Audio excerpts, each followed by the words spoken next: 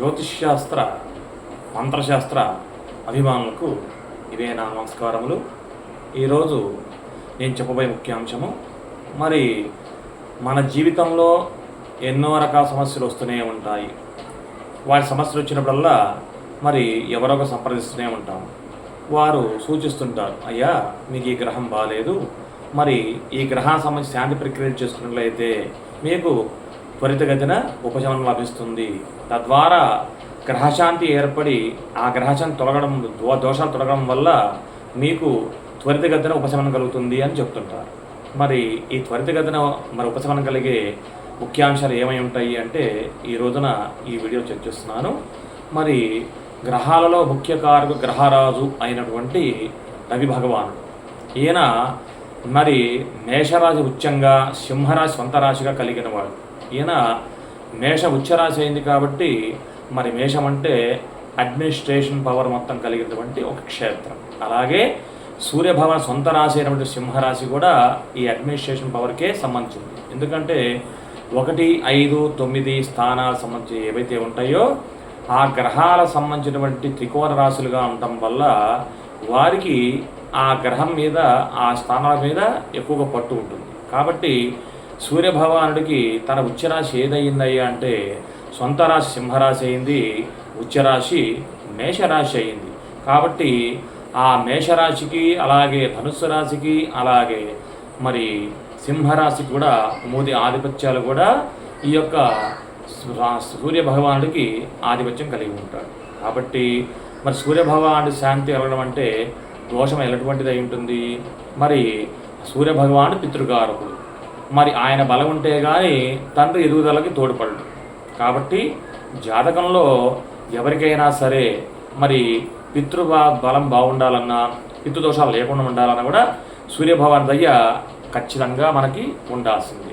తద్వారా మనము ఆ సూర్యభగవాన్ శాంతి చేసుకొని తద్వారా బయటపడడానికి అవకాశం ఉంటుంది. సూర్యభగవాన్ శాంతి ఎలా చేయాలి అంటే ఈరోజు మీకు వివరిస్తాను. సూర్యభగవానుడికి ముఖ్యమైన ధాన్యము గోధుమలు.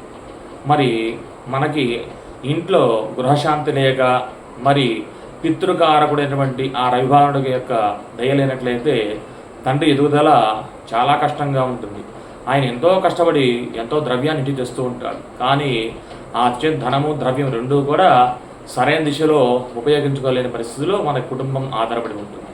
కాబట్టి ఈ రవి దోషాలు తొలగినట్లయితే మరి ఆ యొక్క పితృకారకుడు కాబట్టి, అంటే తండ్రి కారకుడు కాబట్టి ఆ తండ్రికి పట్టిన దోషాలను తొలగిపోయి తండ్రి ఉచ్చస్థితికి వచ్చేస్తాడు, బాగా సంపాదిస్తాడు. ఆ సంపాదించిన ధనాన్ని ఇంట్లో బాగా చక్కగా వినియోగించగలుగుతారు. కాబట్టి ఈ సూర్యభగవానుడి యొక్క అనుగ్రహానికి, కృపకు పాత్రలు కావాలంటే ప్రతి ఆదివారం నాడు కూడా గోధుమ రొట్టెలు తయారు చేసి కుక్కలకు ఆహారంగా వేయండి. మరి ఇంకొంత గోధుమల్ని లేదా గోధుమ పిండిని తీసుకెళ్ళి అనాశరణాల యొక్క దానం చేసినట్లయితే మరి ఆ యొక్క పితృదోషం తొలగి ఆ రవి ఉచ్చస్థితికి వచ్చేస్తాడు.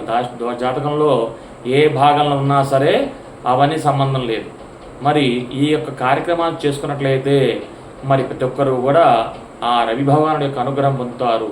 కాబట్టి మరి త్వరగా ఆ యొక్క కార్యక్రమాన్ని పూర్తి చేసి ఆ రవి భగవానుడి యొక్క కృపకు పాత్రలు కావాల్సిందిగా తెలుపడమైనది. మరి ఒకటి చంద్రగ్రహం. చంద్రగ్రహం అనగా మాతృకారకుడు. అలాగే భూములు, ఆస్తులు, అలాగే ఇళ్ళు, వాహనాలు ఇవన్నీ కూడా ఈ చంద్రభవనాదిలోనే ఉంటాయి. ముఖ్యంగా మనశ్శాంతి కారకుడు. మరి గృహంలో ఎంత సంపాదన ఉన్నా కూడా మరి మనశ్శాంతి లేకపోతే ఆ జీవితం చాలా విచారమయంగా ఉంటుంది. కాబట్టి చంద్రుడి యొక్క దోషాన్ని తొలగించుకోవడానికి ఆ యొక్క చంద్రభావానికి ఇష్టమైనది ఏంటంటే ఆహారము. ఇతరులకు ఆహారం ఇవ్వడం వల్ల, వాళ్ళని అన్నం చేయడం వల్ల ఇంట్లో మనశ్శాంతి చక్కగా లభిస్తుంది. కాబట్టి చంద్రగ్రహ పరిహారం కోసము మనము అనాశరణాలకు, అలాగే మరి ఓల్డేజ్ హోమ్లు ఉంటాయి, అనగా మరి ఈరోజు వృద్ధాశ్రమాలు అంటుంటాం, వాటికి కూడా అన్నదానం చేసినట్లయితే ఎందుకంటే వారు ఆహారం దొరక్క అక్కడ ఉండరు. సాధారణంగానే కొంతమంది మరి బయట సమస్యలతోటి కూడా కొంతమంది వస్తుంటారు, పిల్లలు సరిగా చూడక. మరి అలాంటి అనాథాశ్రమానికి కానీ, అలాగే వృద్ధాశ్రమానికి కానీ వెళ్ళి ఆ వృద్ధుల సమయాన్ని గడిపి వారికి కావలసిన ఆహార పదార్థాల నుంచి మీకు మేమున్నాము అని చెప్పేసి కొంత ఊరట కలిగినట్లయితే వారంతా కూడా చక్కగా ఉండడానికి అవకాశం ఉంటుంది. వారి ద్వారా లభించిన ఆశీస్సులు మన మనశ్శాంతి కలుగజేసే అవకాశం ఉంటుంది. కాబట్టి మరి చంద్రక దోష పరిహారానికి ఈ యొక్క ముఖ్య సూచన. ఆ తరువాత అంగారక గ్రహం. అంగారక గ్రహం అనగా ఈయన భూపుత్రుడు అంటారు. భూమి నుంచి విడిపోయి ఒక గ్రహంగా ఏర్పడింది కాబట్టి ఈయన భూపుత్రుడు అంటారు ఈయనని. కాబట్టి అంగారక గ్రహ దోషం అన్నట్లయితే ఇంట్లో భార్యాభర్తలు నిత్యం కూడా సమస్యలతో ఉంటారు. ఎప్పుడు కూడా వాదోపవాదాలు జరుగుతూ ఉంటాయి. ఎక్కడ మనశ్శాంతి ఉండదు. అలాగే అంగారక గ్రహ దోషాలు కలిగిన కుటుంబాలు ఎప్పుడు కూడా భార్యాభర్తలు గొడవతోనే ఉంటారు. అలాగే భార్యలు భర్తలతో కానీ భర్తలు భార్యతో కానీ కాపురం చేసుకునే పరిస్థితి కూడా ఉండదు. కాబట్టి ఈ అంగారక గ్రహ దోషం కలిగినట్లయితే మరి అంగారకుడికి కందులు ముఖ్యంగా చెప్పబడతాయి. కాబట్టి మరి అనాథాశ్రమాలకి వృద్ధాశ్రమాలకి అలాగే బ్రాహ్మణులకు కూడా కందిపప్పు విరివిగా దానం చేసినట్లయితే, అలాగే ఎర్రటి పండ్లు అనగా మరి ఇప్పుడు ఈ రోజున యాపిల్ పండు కూడా ఎర్రగానే ఉంటుంది. అలాగే మరి దానిమ్మ పండు కూడా ఎర్రగానే ఉంటుంది. ఈ రెండితో ఏదో ఒకటి మరి దానం చేసినట్లయితే వారికి కూడా ఈ యొక్క సమస్యలు తొలగి వారు ఆనంద జీవనం గడపడానికి ముఖ్యంగా అవకాశం ఉంటుంది. ఆ తరువాత బుధగ్రహం. బుధగ్రహం యొక్క దోషం ఇంట్లో కలిగినట్లయితే మరి బుద్ధిమాంద్యులు అవుతుంటారు. అంటే బాగా చదువుకున్నా కానీ వారి చదువు విజ్ఞానం పనికి రాకుండా ఉంటాయి. మరి ఆ అబ్బాయి చూసి పిహెచ్డీ చేశారు కానీ ఇంట్లో మన ఖాళీగా కూర్చుంటున్నాడు అని చెప్పేసి మనం కొంత వినుంటాము. ఈ యొక్క దుస్థితి కలిగినప్పుడు బుధగ్రహ అనుగ్రహం లేనట్టే అని భావించి మరి నిత్యం కూడా పక్షులకు ఆహారం వేస్తూ ఉండాలి. పెసలు నానబెట్టి మొలకలు వచ్చిన తర్వాత ఆ యొక్క ఆహారాన్ని ఆ పక్షులకి వేసినట్లయితే బుధగ్రహ దోషం తొలగి తద్గతిన మన పిల్లలకు చదువుకున్న రీతిగా చక్కగా మంచి ఉద్యోగాలు వస్తాయి. మరి ఆ అబ్బాయి పిహెచ్డీ చేసి బంట్రద ఉద్యోగం వస్తే వెళ్ళలేడు కదండి. కాబట్టి తనకు తగ్గటువంటి సరైనటువంటి ఇది వస్తేనే ఆ అబ్బాయి ఉద్యోగం చేయగలుగుతాడు. తద్వారానే ఉన్నతి కలుగుతుంది. కాబట్టి బుధగ్రహానికి ఇష్టమైన ధాన్యం ఏమిటంటే పెసలు. కాబట్టి ఆ పెసలు నానబెట్టి మొలకలు వచ్చిన తర్వాత వాటిని కనుక పక్షులకు ఆహారంగా వేసినట్లయితే ఆ దోషం కలిగి వారు చక్కగా ఉండే అవకాశం ఉంటుంది. కాబట్టి ఈ యొక్క పద్ధతిని కూడా పాటించవలసిందిగా తెలుపబడింది. ఆ తరువాత గురుగ్రహం. ఈయన సంతానకారకుడు అంటారు. అలాగే ధనకారకుడు కూడా. మరి ఎవరింట సంతానం కలిగి ఆ సంతానం సరైన వృద్ధి మార్గంలో లేనట్లయితే దానికి ఖచ్చితంగా కూడా గురుగ్రహం అనుగ్రహం లేనట్లే. ఎందుకంటే గురుగ్రహము సంతానకారకుడు అయ్యాడు, ధనకారకుడు అయ్యాడు. కాబట్టి మనతో ధనం రావాలన్నా అతను సద్వినియోగం చేయాలన్నా ధర్మకార్యాలు తోడ్పడాలన్నా కూడా ఈయన యొక్క ముఖ్య అనుగ్రహం కలగాల్సిందే. కారణం ఏమిటంటే బృహస్పతి గ్రహాన్ని ధర్మగ్రహం అంటారు. ఎందుకంటే మరి కాలపురుషుని అంగాల్లో నవమాధిపత్యం కలిగి ఉంది, అలాగే వ్యయాధిపత్యం కూడా కలిగి ఉంది. మరి వ్యయాధిపత్యం అంటే ధర్మం కోసం పాటుపడుతూ మన ధర్మాన్ని చరించేలా చేయగలిగేదే వ్యయస్థానం. కాబట్టి ఆ ధర్మం చరించాలన్నా కూడా మన ధర్మకార్యం చేయాలన్నా కూడా ఈ యొక్క బృహస్పతి గ్రహం అనుగ్రహం మనకి ఉండాల్సిందే. మరి ఆ అనుగ్రహం అంటే మనం చక్కగా కూడా కార్యక్రమాన్ని నిర్వర్తిస్తూ ఉంటాము. తద్వారా పుణ్యాన్ని పోగు చేసుకుంటూ ఉంటాము. ఆ ధర్మాన్ని ఆచరించే పుణ్యఫలం వల్ల మన బిడ్డలకి అలాగే మనకి కూడా సుఖశాంతులు లభిస్తాయి. అంతేకాకుండా గురుగ్రహ అనుగ్రహం చక్కగా కలిగినటువంటిదే వారు నిరంతరం కూడా ధర్మకార్యం చేస్తూనే ఉంటారు. ఎన్నటికి కూడా ధర్మాన్ని బిడరు, ధర్మప్రవృత్తంతో ఉంటారు. కాబట్టి గురుగ్రహ అనుగ్రహం కొరకు మరి ఆయన ధాన్యం ఏమిటయ్యా అంటే శనగలు. మరి శక్తి లేని వారు, అయ్యా మేము కొద్దిగా అంత శక్తి లేని వారం కాబట్టి మాకు చిన్న చిన్న దానాలు చెప్పండి అంటే ముఖ్యమైన దానం ఏమిటయ్యా అంటే మరి శనగలు. ఈ యొక్క శనగల్ని నానబెట్టి ఉడకబెట్టి ఆ తర్వాత ప్రసాదంగా మార్చి మరి ఏ దేవాలయంలో అయితే ఈ యొక్క శనగ ప్రసాదం పంచుతారో వారి కొన్ని దేవాలయాల్లో బయట ప్రసాదం లోపల తెచ్చే అవకాశం ఉండదు. దాన్ని మనం విమర్శించాల్సిన అవసరమే లేదు. మరి ఎవరైతే ఆ యొక్క ప్రసాదాన్ని పంచుతుంటారో అక్కడే మాత్రమే ఈ యొక్క శనగల ప్రసాదాన్ని పంపించి వితరణ చేసే కార్యక్రమం చేసినట్లయితే మన ఇంట్లో ధనప్రాప్తి కలుగుతుంది. తద్వారా మనకు సుఖము శాంతి కూడా రెండూ లభిస్తాయి. అలాగే మన పిల్లల భవిష్యత్తు కూడా చక్కగా ఉంటుంది. కాబట్టి పిల్లల బంగారు భవిష్యత్తుకై ఈ యొక్క శనగలు దానం చేయడం ఎంతైనా కూడా ఉత్తమం. ఆ తరువాత శుక్రగ్రహం. శుక్రగ్రహం దేని కారకుడు అయ్యా అంటే సుఖానికి శాంతికి కారకుడు, గృహానికి కారకుడు, అలా గృహశాంతికి కారకుడు, వాహన కారకుడు, అలాగే వాహన భగ్నకారకుడు. మరి వాహనం కొన్నా కూడా మనకు కొన్నిసార్లు సమస్యలు కలుగుతూ ఉంటాయి. దీనికి శుక్రగ్రహ అనుగ్రహం లేకపోవడం వల్లే ఈ సమస్యలు కలుగుతుంటాయి. అలాగే మరి భార్య సుఖకారకుడు, భార్య ద్వారా సుఖాన్ని పొందే ఏదైతే ఉందో అవన్నీ కూడా శుక్ర భగవానుడే కారకుడు.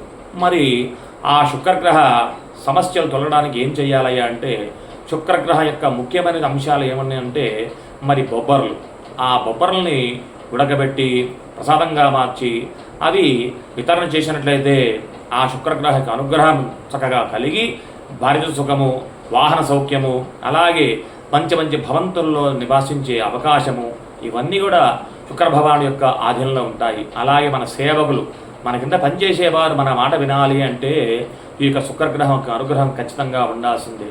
మరి ఈ శుక్రగ్రహ అనుగ్రహం లేనట్లయితే ఆ పని వారికి ఏదైనా పని చెప్పినట్లయితే వారు అమ్మా ఇప్పుడు కాదమ్మా తర్వాత చేస్తానని చెప్పేసి తప్పించుకోలేకపోతుంటారు. అలా 2-3 సార్లు చూసి మనకు విసుగు కొట్టి అసలు చేస్తావా చేయవా అంటే అమ్మ రేపటి పనికి రావట్లేదమ్మా అని చెప్తుంటారు. మరి ఈ యొక్క అనుగ్రహం లేమన్నట్లయితే, శుక్రగ్రహ అనుగ్రహం లేమన్నట్లయితే పనివారు కూడా మన మాట విన్నవారుగా ఉంటారు. కాబట్టి శుక్రగ్రహ అనుగ్రహం కొరకు మరి బొబ్బర్లని ఉడకబెట్టి ప్రసాదంగా మార్చి ఆ వితరణ చేయాలి. తద్వారా సుఖము శాంతిని కూడా మనం పొందవచ్చు. ఆ తర్వాత శనిశ్చరగ్రహం. ఈ శనీశ్వరుడు ఏమిటయ్యా అంటే మరి పూర్వజన్మ చేసిన పాపాలని ఈ జన్మ అనుభవించేసే గ్రహం. కాబట్టి మరి ఈ గ్రహ అనుగ్రహం లేకపోయినట్లయితే జీవితం అంతా కూడా కష్టమయంగా ఉంటుంది. మనం ఎవరన్నా ఉదయం మన పడని వాడు వచ్చాడంటే ఎవడరా వీడు శనిలా వచ్చాడు అంటాం. కానీ శని కర్మకారకుడు. మనం పాపకర్మ చేస్తే పాప ఫలితాన్ని ఇస్తాడు, పుణ్యం చేస్తే పుణ్య ఫలితాన్ని ఇస్తాడు. కాబట్టి ఎవరిని కూడా ఉద్దేశపూర్వకంగా ఆయన ఎవరిని బాధ పెట్టడు.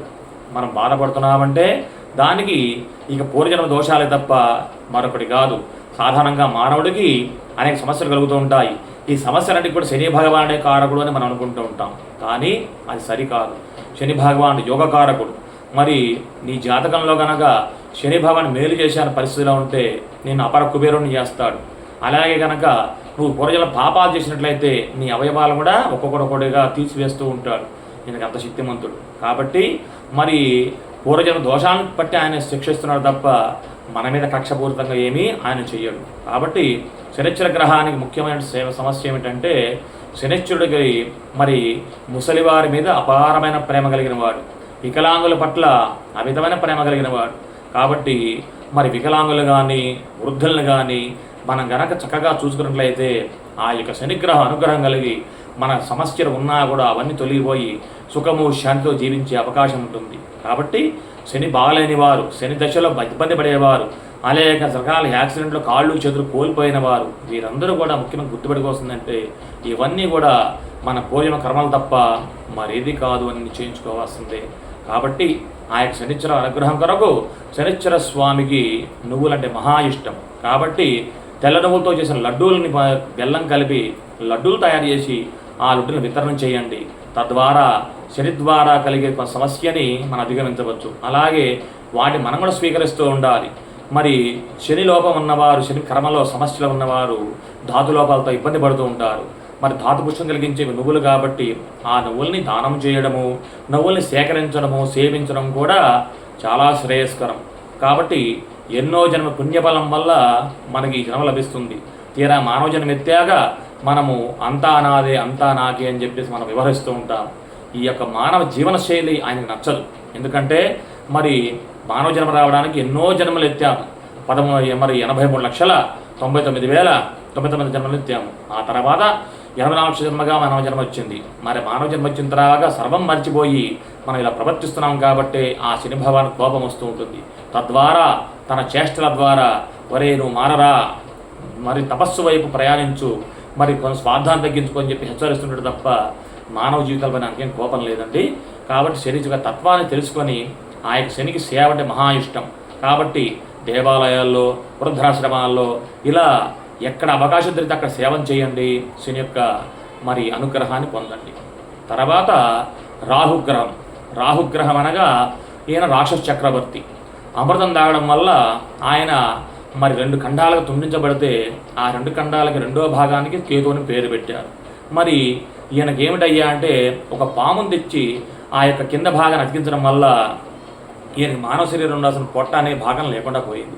తద్వారా రాహుకి ఎంత ఆహారం తీసుకున్నా కూడా, అలాగే ఎంత సంపద మింగినా కూడా ఇంకా కావాలి కావాలి అనే తత్వం గలవాడు రాహు మహారాజు, అలాగే రాహు భగవానుడు.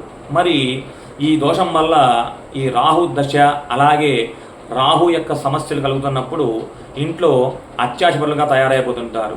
మరి బాగా ధనం ఉంటుంది, అయినా సరే ఇంకా ధనం కాని పేరాశతోటి ఎక్కడెక్కడో పెట్టుబడులు పెట్టి వృధా ప్రయత్నాలు చేసి సమస్యలు ఇరుక్కొని కేసులయ్యి ఆ తర్వాత ఆ కేసును వదిలించుకోవడానికి మరికొంత ధనాన్ని వృధా చేసుకొని జీవితాన్ని పుగ్గిపాలు చేసుకుంటుంటారు చాలామంది. ఇవన్నీ కూడా రాహుగ్రహ ప్రభావములే. కాబట్టి రాహుగ్రహానికి ఇష్టమైన ధాన్యం ఏమిటయ్యా అంటే మినుములు. మరి ఈ యొక్క దోషం తొలగించుకోవడానికి మరి మినప సున్నుండలు, అలాగే మినుములతో చేసిన గారెలు, అలాగే మినుములతో చేసిన రకరకాల పదార్థాలు అన్నీ కూడా మనకు లభిస్తుంటాయి. అవి అన్నీ కూడా సేకరించి వాటిని విరివిగా కూడా మనం దానం చేస్తూ ఉండాలి. ఇది ఎవరికైనా చేయొచ్చు, దీనికి బ్రాహ్మణులకే చెయ్యాలనే రూల్ అయితే ఏమీ లేదు. కాబట్టి ఈ యొక్క దానాన్ని ఆచరించి రాహుగ్రహ దుష్ట ప్రభావాన్ని తగ్గించుకొని మరి భాగ్యవంతులు కావాల్సిందిగా తెలుపడమైనది. ఇక తర్వాత కేతుగ్రహం. ఈయన నిరాశ నిస్పృహలకి మహాకారకుడు. కారణం ఏమిటయ్యా అంటే ఈయనకి ఆ పాముని ఖండించి కింద మానవ దేహము, తర్వాత పైన వచ్చేటడికి సర్పం యొక్క తల ఉంది. కాబట్టి కేతుగ్రహ దశలు వచ్చినప్పుడల్లా తలకాయని పనులు చేస్తున్నావా అనే వాక్యం వింటూ ఉంటాం మనం. మరి బుర్ర పెట్టి పని చేయట్లేదా అనే వాక్యాలు కూడా వింటుంటాము.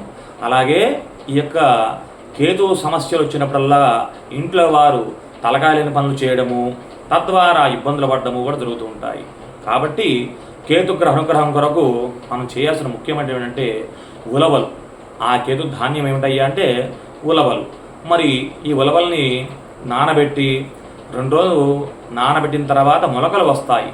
ఆ మొలకలు వచ్చిన తర్వాత వాటిని ఉడకబెట్టి ఆ తర్వాత వాటిని ప్రసాదంగా మార్చి ఏదైనా దేవాలయాల్లో కానీ లేదంటే ఎవరికైనా కూడా మనం ఈ ఉలవలు తినేవారందరికీ కూడా చక్కగా పంచవచ్చు. అలాగే ఖచ్చితంగా మనం కూడా సేవిస్తూ ఉండాలి. మరి కేతుగ్రహ అనుగ్రహం కలగాలంటే మనం ఉలవను సేకరించినట్లయితే ఆ బుర్రలేని పనులు, ఆ తలకాయ లేని పనులు చేస్తున్నామని అంటారు కదా, ఇవన్నీ కూడా మనకి తొలగి మనము సుఖము శాంతి జీవించే అవకాశం ఉంటుంది. కాబట్టి నవగ్రహ దానాలు అంటే కేవలం బ్రాహ్మణులు మాత్రమే చేయాలని అపోహ అవసరం లేదు.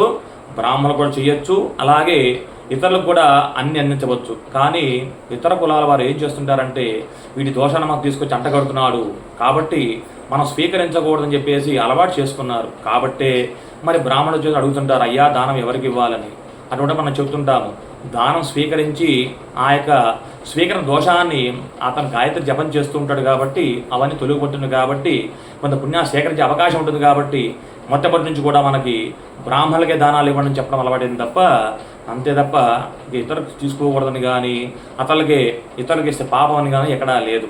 కాబట్టి ఈ దానాన్ని ఎవరైతే అవసరం ఉందో ఆ యొక్క దానాన్ని వారికి ఇచ్చి సంతోషపెట్టినట్లయితే సత్వరమే ఆ యొక్క శుభ ఫలితాన్ని మనం పొందుకునే అవకాశం ఉంటుంది. శుభం.